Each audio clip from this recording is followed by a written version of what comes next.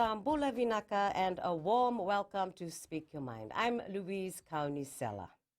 The Social Welfare Department undertook the recertification program in January for its four main social protection programs: the Social Pension and Poverty Benefit Scheme, as well as Care and Protection Allowance.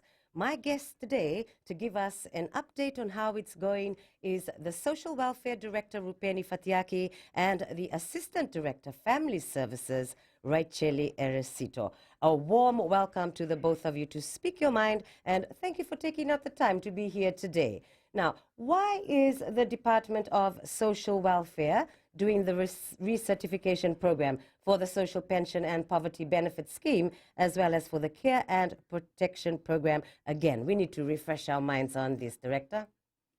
Well, thank you very much. Before we answer the question, we thank FBC for giving us this opportunity to come back again and highlight the progress of this recertification exercise. And as I recall correctly, in the beginning, I think in February, we were here to introduce and to inform the public about the inception of this program. So we are so grateful and thankful for giving us the opportunity to come again and highlight and update as to how far we are going on this program. But as you have asked, yes, we need to refresh. For those of our people who are hearing this for the first time, the recertification exercise is an exercise that the department have, for the first time we're doing it in this magnitude because of issues that we have come across, and this is part of our reviews, our annual reviews of our cases. We've noticed an increase of our recipients coming to and the programs that you did mention. Yes. These are the biggest programs that you have, and so I think as any program, you must always be looking at what are the issues that we encounter, what are the challenges, how can we better the programs, how can we improve the performance of these programs. And I think one of the reasons is that for us to look at the programs, and you've seen that in the last couple of years. And so it's an outcome of annual reviews and input from our stakeholders, the auditors, Ministry of Economy have also contributed, and made recommendations, that we need to review our programs because the numbers are increasing every year. We are mindful that there is a budget that is given to us by the government every year for us to work within that budget, and so we need to be able to update our information on our recipients so that we'll be able to remove those cases that need to be removed, right, and then bring in those that deserve to be assisted but are still waiting. Okay. And so the recertification encompasses all this. And so what we're looking at is updating the information of every individual case under these programs. Okay. And so the process is that we're giving them a form, and we have started issuing that form in February. And for them to fill those forms, and it requires them to update their biodata. And if they have moved, from the initial address when they first applied. Right. And so these are the information that they need to update. Likewise, we have also discovered that there are people that have passed on, but because information is not coming back to us, and there's somebody who is receiving that allowance or the assistance without informing us of this. Also, all of these will be captured, and that's the way we're giving them the forms to fill and bring it back to us. That will update the information that they need to provide us with. Yeah, that's a lot of work, but work much needed to be done. Like you said, the deserving people need to be collecting the money. And like you said, some people, pass or die, and then they keep collecting the money. That's just not right. But anyway, we'll move on with our questions. So maybe Raicheli will be able to answer this one. How many forms has the Social Welfare Department distributed for its recertification program? Thank you. The initial target for the recertification is around 77,000 recipients, over 77,000 50,000. Okay. And to date, we have we've distributed about 52,000 forms, over 52,000. Okay, so you still have quite a bit left there. Yes, So, yeah, we've okay. received back 42,000, over 42,000 forms. We have Right. 10,000 approximately floating out there, already taken, issued, yet to Mhm. be returned to the office. And then we have another approximately 10,000 yet to come up to our office and collect the forms for recertification. So that's 10,000. That's, Yes, that's a approximately lot. 20,000 altogether floating. We're still waiting for, Oh, and we're okay. calling out for in. I mean, they need to move because I know that there will come a time when this will all end and they will be they won't get any money, full stop, right? Yes. So the urgency is there to get the forms. So where can they get the forms from? For the forms are available at all our district welfare office Okay. and around the country. Our maritime recipients have already been taken care of. We had sent their forms with their voucher books through the mail, and we're still open for anyone who wishes to get a form. They can still visit our office, even if they're in maritime areas. They can contact our office. We can send it to them through mail. That's still open to any recipient. See, I mean, that's easy enough, isn't it, Director? Yeah, well, yes, I think we're making it, and again, this is one avenue to inform those who are holding on to the forms to please, fill those forms and bring it back as soon as. And for those that have not received those forms, to please come and collect one, take one form and fill, because uh, you recall, we have been working from January and there's a deadline, and the deadline is the end of this month. And I want everybody who's listening, Yeah. who have those forms, who have not received those forms, especially for our recipients, to please get those forms and get it over by the 30th of this month, because comes the deadline, Mm-hmm. we are going to put a hold to all these cases. And so we are going to hold cases that have not responded back to us. Yeah. And rightfully so. I mean, you know what? It's like sometimes people just wait till the last minute or when it's closed and then they'll all start flocking to the social welfare. Hey, but we'll be back soon on Speak Your Mind. This is Gold FM, only the classic hits, your only classic hit station in the country. Be sure to listen in.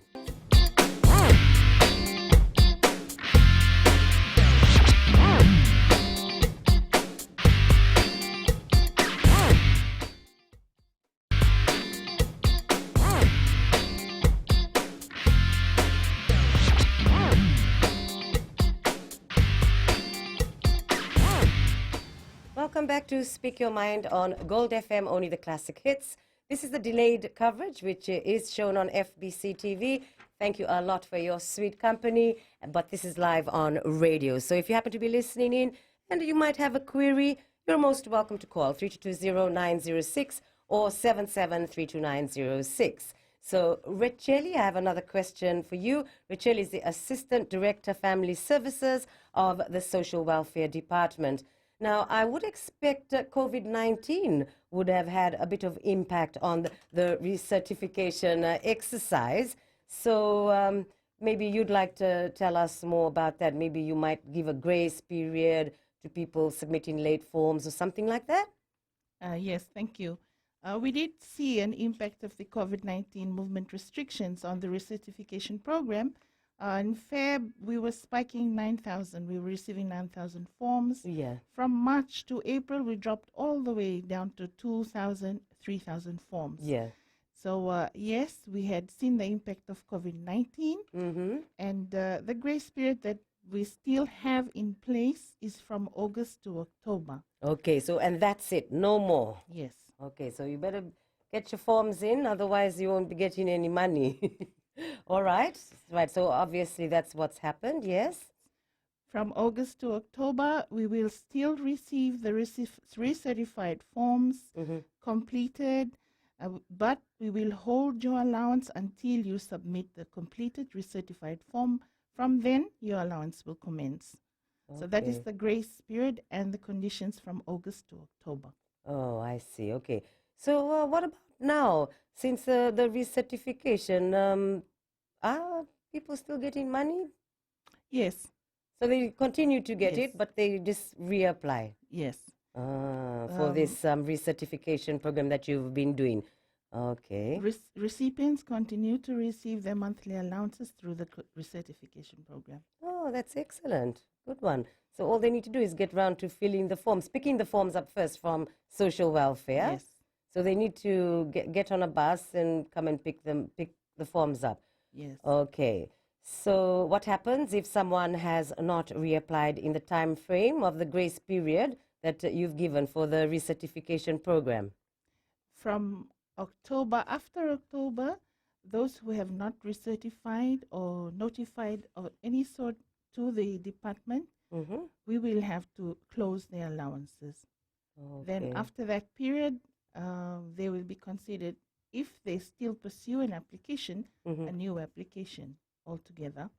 Yeah. Yes. I mean, they must understand too, it must be quite a lot of work for you at the social welfare to be, you have to do your work and then you can't do it if you don't get all the forms from everyone. So you said you have 20,000 floating around there. Floating That's around. a lot. That is. So, I mean, November, that's it. That 20,000 all need to, arrive at your office so you can get on with your work. Okay, so what happens when you do get these recertification forms, right? So, okay, for example, someone sends it in, and what's your next step there? You have to check their homes or something like that. From what we have received, the first things that we see in the recertification form is their updated status, their Okay. residence, their phone contacts, Mm-hmm. their family members. But what we are expected to do and what we do is put their names up to continue from August onwards. Okay. Yes, that's the first thing we do. I But see. we have a lot of information that they are providing that we appreciate, that we need Mm-hmm. in order to continue to implement the program and monitor the recipients as well. Exactly. So when they give that information on the form, you will check, you'll call the phone number, Yes. like yes, you do follow-ups like that as well? Yes, exactly. Okay. We update. It starts as basically as the residential address. Right. We're seeing that even is new compared to the initial address. See, so now you Yes. obviously see the changes, Yeah. which they're supposed to advise you that they've moved. Is that a rule from social welfare or yes, not really? that was a rule for social welfare. But when we've opened up to the bank system, people are very mobile and they can access their allowance from anywhere through ATMs. True. It makes it Yes. so much easier for the So that recipients. is Yeah. one rule we will have to reinforce in Oh. the new financial year, I so that see. people understand that they Okay. have to inform us so we can track where they are, Mm-hmm. not for any other purposes, but so that we can see that their allowances should continue, Yeah. or whatever their needs are, where they can visit which office. Okay. you. Well, that's clear enough. Thank you very much. So once all recipients' forms are reviewed, okay, just say that 20,000 actually do come in time before the grace period ends. What then? Okay, we expect that after the recertification period, we will look through the recipients. We will have an almost exact estimate of who should be on the scheme, who has already exited the scheme through the updates from the recertification forms. Right. Then we'll have an idea of exactly who we're looking after too and where they are. Mm-hmm. And these are information that we'd like to update. Right now, we have a very large number that keeps increasing, and when we look for them in normal reviews that the department conducts, we can't find them in the usual address. So after this, we should have an exact number of how many people really are receiving the allowances and are really using them and who are really in need of them. Right. That's very clear. Now, did you receive many new applications during the recertification program? Yes, we received applications. People had expressed interest to apply for schemes for the first time, Okay. but we are temporarily on hold at the moment, Oh, I see. and it will be open. Their applications will be processed and assessed in August. Oh, okay. So that will be done in August. So right now the concentration is trying to get this Yes. recertification program complete. So you Exactly. can know exactly what everything that you've been telling us about. Okay. So How do you determine some recipients are now financially stable? Okay, that's a good question. Thank you. We base it back to the initial criteria of how they applied. Mm-hmm. That is for our poverty benefit scheme. That is the scheme that we look at how their household is progressing, Mm-hmm. if they have another source of income, Mm-hmm. or if they're still working on the same, they are still in need. It's what we do when we look at the reviews. I Right see. now, the certification only gives us information. Okay. And how to find them to review them is Mhm. what we are depending on to get from the recertification information. I see. So we'll visit them and review their income, how are they living, their basic needs being met. Yeah. That's how we determine if they continue or not. Can be quite a challenge because, I mean, sometimes they lie, you know. So you have to, maybe people will tell you, do you get reports? Yes, if we have a report, we receive a report, then we go and we have to address it. Mm-hmm. That this is what we received. So you encourage reports? Yes, we do if it really is very obvious, Mm-hmm. and especially if you see that someone else can benefit from it. Yeah. So Yes. what would you like to tell the person who is going to report it and the person also who is lying? For those who think they have good information and sound information, please present it to a welfare office, Mm-hmm. and if you can, in writing, or present it in a way that we can find who you're reporting about. Mm-hmm. Like it has to be Yes, clear, eh? Like it yes. has like sort of evidence based. Eh? It's easy for us to find. Yeah. And Okay. easy for us to discuss with the relevant recipient, Yeah. verify information as well. Okay. Well, thank you very much, Red Chili. We'll be back in a moment on Speak Your Mind, Gold FM, only the classic hits.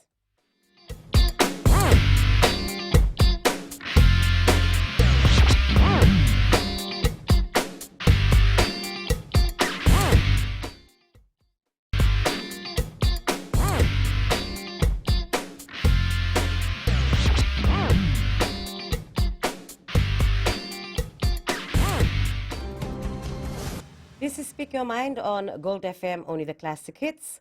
I'm Louise Kaunisella, and my guest now with me telling us all about the social welfare recertification update is the Assistant Director Family Services, Racheli Eresito. So before we went into the break, I had asked you, what would you like people to know who are making the reports to social welfare of someone who is scamming the social welfare, like they actually have enough money and, you know, they're not being honest. What would you like to tell the person who is not being honest? Okay. For my pleas to please, perhaps they did not understand in the initial stages what the scheme is really meant for, the target of the scheme. But if such a person now has knowledge, they can come forward and tell us that this is what we have now heard, and this is what we have. I don't think I need this anymore. Could be given to someone else. Sometimes we have that. Okay. And we also have recipients who are doing well, and they come up and they say, okay, now I have a job. Well, that's We're nice. okay now. You can take this. See, that's the right thing Yes. to do, yeah? And we also have people on the social pension who come as it initially. We thought it was just for those who don't have superannuation, but now it's a bit clearer. We have been explained certain things. We have this.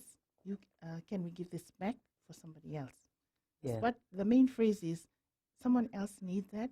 So True. if you don't need it, or you misunderstood it, or it was not correctly given to you, or if you have your status have improved, you have support, please bring it back so we can give it to somebody else who needs it. Yeah, that's the right thing to do. But what happens if someone is found not to be honest and someone reported? What do you do then? Do they get punished, or you just go and grab all this stuff back home? When we review it and we find that there is, how do you say, deliberately Yeah, continuing to defraud yeah. or take money under false pretenses, Mhm. yes, we ask them to recover. We ask them to recover the money, and we have Okay. people who have responded to recover Mm-hmm. the money, and when they cannot recover or they have stopped recovering, then we will report forward. I see. So yeah, they can be taken to task for that Yes. because that's counted as fraud. Yes. They lied and they Yes. had they have to put a JP stamp or something on the forms as well. Deliberately. They Yes. do it deliberately. Okay, that's clear enough. All right. So how has the response from the recipients of the social protection programs been so far? So far, they have adjusted well to this, and I'm so proud of them how they have responded to the recertification exercise. This is the first time Mm-hmm. we're having a huge scale exercise being done with the recipients. True. We had aligned it monthly for a 6-month period. Mm. As we understand, everybody accesses their money monthly. Mm-hmm. So we, in between the months, they can pick it on this particular month and bring it back on the third month when they come to pick their money. We had aligned it in that way Mm-hmm. as user-friendly as possible for them, and they've responded very well. Okay, that's really good. Now, what about the senior citizens, Rachel, reapplying during the recertification program, or maybe a person living with disability? Have you received a good number of forms from them? Yes, we have. We already have a third party in place in the current program implementations, in the current program processes, where a person can nominate a family, a relative. It's noted. We adjust their ID cards. They have their picture in front, and then the third party person at the back. During the recertification, the third party can come and pick the form, Mm-hmm. take it, get it filled, signed, and bring it back to the office on their behalf for both elderly and disability. That's But good. we first take note that the third party is valid and that we register it before we give out the form I to see. avoid giving forms out just to anybody. Yeah. Yes. Okay, so I mean, you've really helped the senior citizens and person living with disability Yes. by doing that. Oh, that's good. Okay, so what have been the challenges faced so far, and what are some lessons learned from the recertification exercise? Okay. So far, our major challenge was the movement restrictions on COVID-19. Mm-hmm. The spikes from Jan to Feb. Yeah. January wasn't that well, but that was when information was going out, and these shows and information through all our stakeholders and networks helped us a lot, in the sense that it spiked up in Feb. We were surprised to see 9,000 that we did not anticipate to be that high. Mm-hmm. So very promising. But then, of course, we had the movement restrictions. People restricted movement. People in Right. fear of moving around just in case they do contract COVID. We understand that. But otherwise, we have people calling and asking us about the form. If the main challenge that they kept asking us about was Yeah. who could officially stamp their forms, like to confirm to their declarations, their certifications. Oh, I see. Yes. Right. Okay, so So everyone was all focused on going to a commission of oaths or to a justice of peace. oh, But I the see. form is quite clear. You Mhm. can use the Turang Nikoro advisory counselor, the community leaders, minister for religion, Okay. senior level officer in the civil service or the armed forces, the postmaster, postmistress. These are additional. You have a lot of options Yes, there. yes. But then maybe the challenge is reading. You have them in Itauke as well, or just we have English? all forms in vernacular. Oh, well, they just need to read it then. But then you don't know if they can read Itauke even for some. So that would be a challenge. Yeah, I get what you mean. Yeah. People are quite familiar with forms that require JPs and lawyers to stamp. Yes. That we had to say, just look at the form under the certification part 3. Mm-hmm. There must be someone, a neighbor or here who's Yeah. working there in the midst of religion. Yeah, see, so there you go. You have a lot of options. Look at the form properly, and I'm sure it'll make it so much easier for them Yes. as well, because people might have, stay in remote areas and all that. That would be another challenge, I Yes. suppose. Hey, but we'll be back soon on Speak Your Mind. This is Gold FM, only the classic hits, your only classic hit station in the country. Be sure to tune in.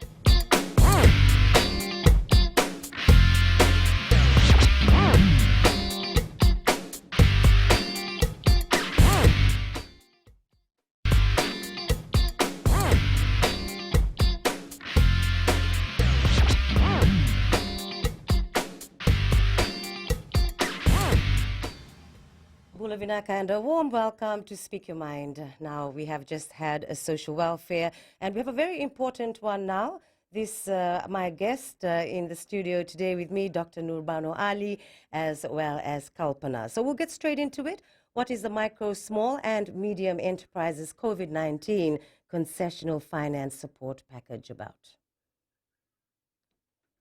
Yep. Sure. Yep.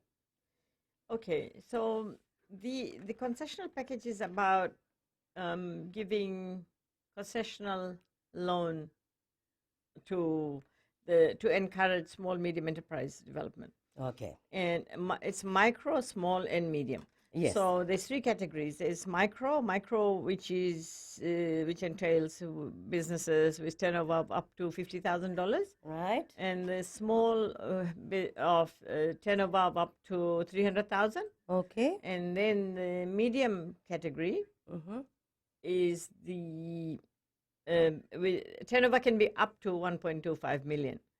So Right. there's three types of packages. Mm-hmm. So for the micro, you can get a loan of up to $7,000, depending on your business idea and your business plan and what you submit. Okay. And the interest rate is 0.5%.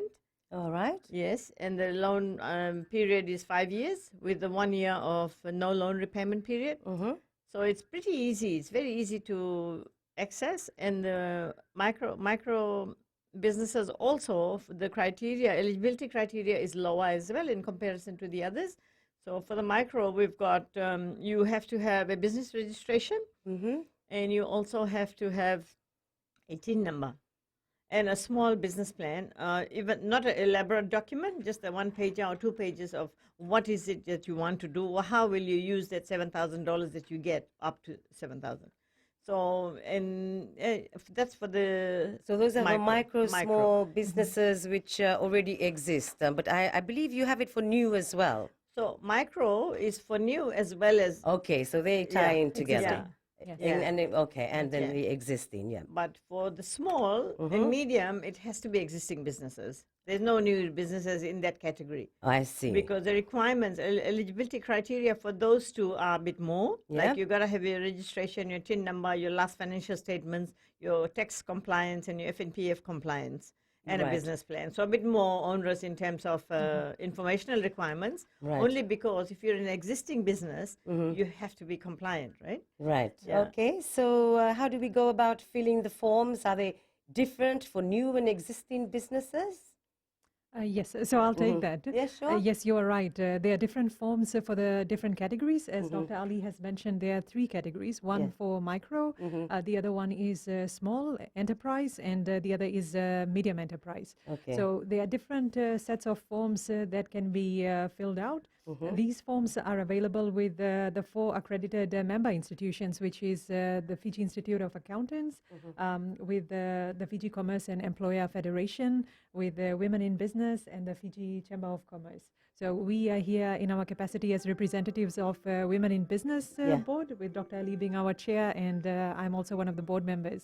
Okay, great. All right, so we've got that. Now, how do you lodge the application forms for the loans? You could lodge the application forms at any of these institutions as well as the Ministry of Commerce. And of course, there's drop boxes around the country at the legal aid offices, the BDM offices, provincial offices. So it's all throughout the country, right through to the north. Okay, So- you've made it very easy, haven't Yeah, you? it is. It is. Yeah. It's a very well put together program to Lovely. assist the smaller businesses, and the new ones. Yeah, the micro especially is targeting Yeah. people who've possibly lost their jobs and this is the opportunity to start a small little business somewhere. Very So, nice. Yep. Okay, so how long will the forms received for the COVID-19 business loans take to be processed?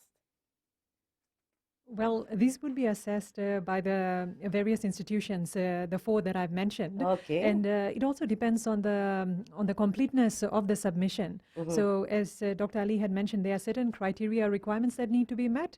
So, as long as these requirements are met, these would enable the various Faster. institutions to quickly process these forms. So, Right. perhaps at most 2 to 3 weeks to maybe 2 weeks at most to complete the vetting process, Okay. provided all the details are there. Well, that sounds fair enough. Yes. yeah. So, how will successful applicants receive the funding for their business? Will it be the same for new and existing businesses? Yes, the process is this. So after the assessments, this group called Business Assistance Fiji, which is made up of these four institutions together with the Ministry of Commerce. We sit together and final approvals are signed off, and funds will be released to FRCS. FRCS will be disbursing them directly into the bank accounts of the successful applicants. Okay. So in all the three categories, whatever the Yeah. approval amount is, because for the micro, as I said, is up to 7,000. For the Yes. small is up to 14,000. Right. And for the medium is up to 21,000. So Okay. yeah, so it's pretty sizable packages and really exciting actually for somebody, and will really go a long way to support smaller businesses. Excellent. I think that is the way to go. On Speak Your Mind, this is Gold FM, only the classic hits. We'll be back soon.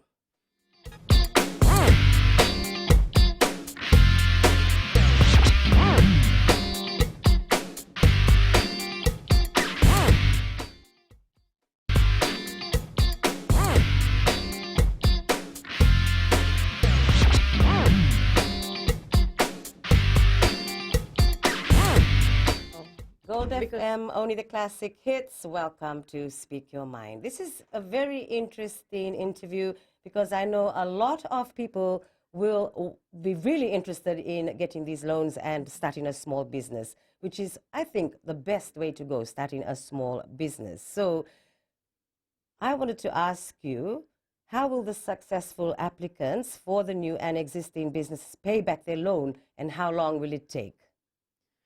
The applicants will be given the loan term is for 5-year period. The initial period is a grace period where they don't need to pay. So the payment will start from the second year onwards. Yeah. Well, that's good. I mean, that gives you a lot of leeway to start your business and start Yes. putting your profits Yes. aside. Yeah. And I had last week interviewed someone from the Fiji Commerce and Employers Federation. They were having a webinar. Yeah. And I think that's really good. You know, they teach you about how to run businesses and all of that. So what is the total number of successful applicants that you're looking at? You have any idea? There might Well, be, it depends. It depends. roughly depends how much comes in, I It suppose. depends on the eligible, of course, the eligible applications that come in. And Okay. the idea behind this, of course, behind this plan is to assist as many businesses as possible. So, I mean, of course, COVID has impacted a number of businesses. A lot of people are struggling, and small entities, they would need working capital. So, mainly under the micro business, the focus is on more on providing working capital and capital investment possibilities, as well as starting new venture. Whereas for small and medium enterprises, it is more working capital as well as to provide capital investment opportunities. Yes. So that's the essence of the loan. Whilst Okay. it may be a rather challenging at this stage to say that how many eligible applications You we are were looking looking at, at, but the assessors are keeping an open view on this. And Okay. of course, we have to work within the budget set by the Ministry of Economy, but the idea is for as many businesses as possible to benefit from this, provided they meet the eligibility requirement. Excellent. So what is the criteria? I mean, you did mention it, of selection for the new and existing business loans. Can you let us know what the criteria would be like? So Yeah, they have a fair idea what it is? Yeah, thank you for that. You know, the new business, I really want to say out there to everybody, and, you know, we've seen a lot of women come and take advantage of this, and I want to say to them, the important thing is to be registered, and you have a TIN number. Okay. You have to, if, you know, this whole idea of the loans is not only to assist the business, but to encourage compliance and record keeping and teaching them business skills. Okay. So, which is the advisory support which they are getting from these organizations, the 4 organizations that Kalpana mentioned, the Women in Business, Yeah. Employers Federation, Okay. Fiji Chamber of Commerce, and Fiji Institute of Accountants. Okay. Yeah. Yeah, so I mean, you can mention anything you'd like that someone who is interested in starting a new or already have an existing business, anything that you'd like them to know. Okay, probably I can cite some examples, as the Minister of Economy had also cited when he gave a talk about the launch of this initiative. The idea is that a lot of people, particularly in the tourism sector, for example, have been impacted, and perhaps some of them could have been in the baking, bakery, or doing baking, etc., and they're quite proficient at it. Yeah. So the idea behind perhaps for them, the suitable product would be a the micro business grant of up to 7,000, where Yes. they could start maybe a bakery from home. On the other hand, perhaps somebody who was in the garment industry doing tailoring, etc., and is quite good at it. Right. That person could perhaps do it from their home and stitch uniforms, etc., and they could be eligible for such a grant. So it depends on how the proposal is put together, how the cash flow is put together, so how the requirements are actually stacking up in order for them to be eligible for this. But as Dr. Ali has mentioned, the necessary support is provided by the assessing institutions to help them get it right or get it correct. Yes, we have the skills to be able That- to run. I mean, that's for the new Yes. ones, I Yeah. suppose. But more skills, but like being more creative in how they market That's their right. products Absolutely. and so on. Yeah. Yes. Yeah. Yeah. And also, one other thing I'd like to add to what Kalpana has just said is if there's a husband and wife team and they both want to apply because they've got different skill sets, they both can apply. Oh, So that's it doesn't interesting, mean yeah? it doesn't mean that in one household only one person can apply. They both can apply because we're aware Oh, that that's excellent that you told us that. Yeah. in some cases there are husband and wife who've both lost their jobs. True. So and it's okay. They both have different skill sets. So that's Okay, so just another question. When will it all end? When do the applications, is there a date which is an end date of Well, receiving applications? Time is ticking and it's rather short. So we are targeting that by 30th of June, the applications will close. So for this reason, Okay. the assessors are eligible institutions who are also providing advisory services and providing a support system where they can at least guide the applicants on how to correctly fill out the forms. Oh, okay. So, Noor, maybe something from you. You have a lot of good advice on people who have existing businesses as well as some wanting to open new ones. yes. Please come and talk to us. Come and talk to us at the WIB office, the Chamber of Commerce office. And we will tell you, you need to register your business. That's the main thing. Right, You must number have one. a registration, number one, Yes. and have a TIN number. Right. So we need you to be counted. We need you to be important. And only if you are registered and have a TIN number, then you'll be counted. And, I you see. get the respectability. It's no use if you're going to apply and you can't You provide don't- any of yes, that. yes. And business plan as well. Well, Yes. a small business plan they must have to draft up, I'm sure. That's right. Yes, because as I said earlier on, the person who's got this idea of the business, they generally know what they have to do. Yeah, okay, It's just, yes, It's just true. guiding them and putting it down on paper for them and guiding them to put it down. What we are doing at the office is when the people come in, we say, okay, what is it you want to do? You want to write down your objective and write down if you've studied your market, who are you going to sell to, and where are you going to buy your materials from. These kind of things, so in the plan, and what are you expecting to make out of it? So that's when we get the opportunity to teach them costing and how to cost and price the product. Okay, So so it's- everything it's- has to be clear. Yeah. Yes. And Clear so that you can see that the business could be viable, I that's suppose. it. That's you right. know. Yes. Absolutely. Okay. The business has to continue, The idea is not to just set up and then, we're not setting them up to fail. We're setting them up to be sustainable. Absolutely. Oh, Sustainability okay. is the key.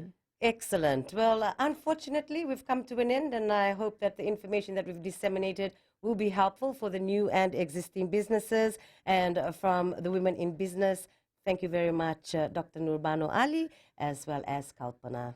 Thank you Thank very you, much. Vinaka. Thank you. Naka on Speak Your Mind. Thank you very much. Until next week, you take care, stay safe, stay well. Nisamo demanda.